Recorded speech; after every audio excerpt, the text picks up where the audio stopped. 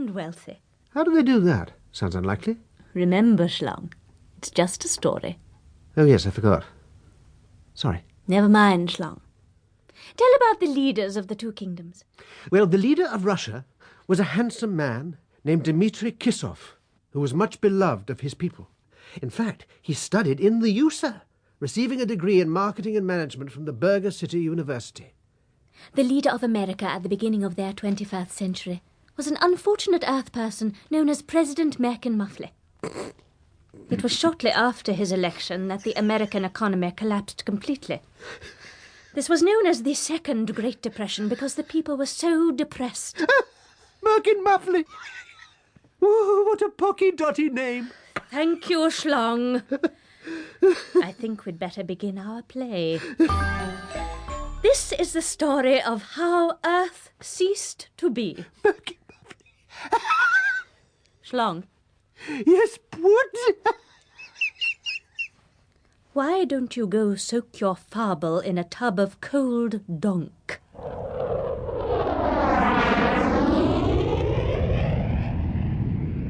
Our play begins aboard a crewed United States flying vehicle known as a B-52 bomber. These huge planes had been retired in 1991, but because of the Second Great Depression, no replacement aircraft was ever commissioned. By late in Earth year 2003, the unfortunate President Merkin Muffley found himself lagging seriously behind in polls which canvass people's opinions. A gesture of strength was needed with which to divert the attention of the angry public.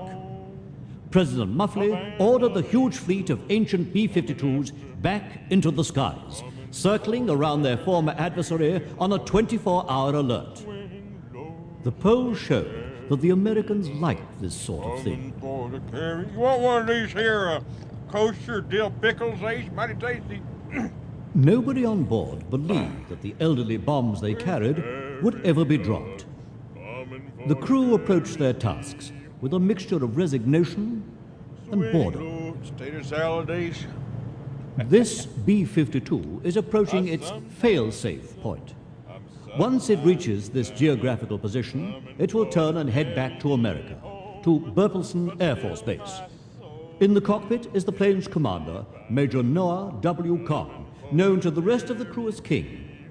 He is chatting to his co-pilot, Captain Ace Owens. Dang, there ain't no better taste in the world than bologna and cheese with good old American mustard.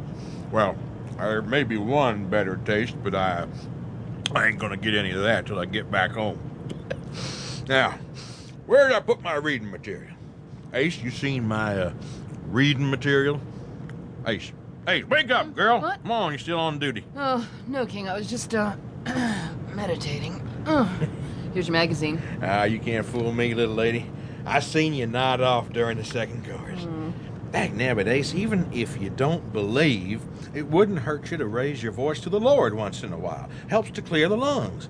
And I reckon your lungs could do with a little exercise, if you catch my drift. And if you ever need any help exercising them big beauties... Dream on, big guy. Dream on. Yee-haw! Hey, Ace, take a gander at this. Speaking of lung power, woo, doggies. I wouldn't kick that little cowgirl out of my bunkhouse. And just look at them snakeskin boots, too. Almost as pretty as mine. And look at that. Would you just look at her juicy King, little... I know you consider me just one of the boys, but in certain respects, I'm still my own woman. Now, why don't you just... Major Kong, man! What is it, Sweets? 3 minutes to turn point, dude. Fresh heading will be 353. Estimated arrival back at Burleson is 2,200 hours. Yeah, Roger. Sweets heading 353 in 3 minutes. Come on, Ace. Now, what'd you say, huh? Ain't that just the juiciest little... Major Kong, man!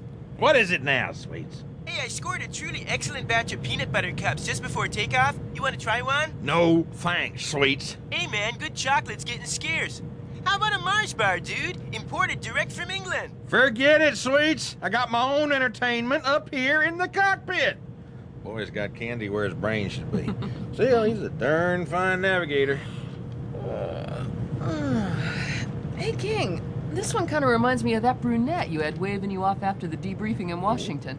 She was secretary to some high flyer in the Pentagon.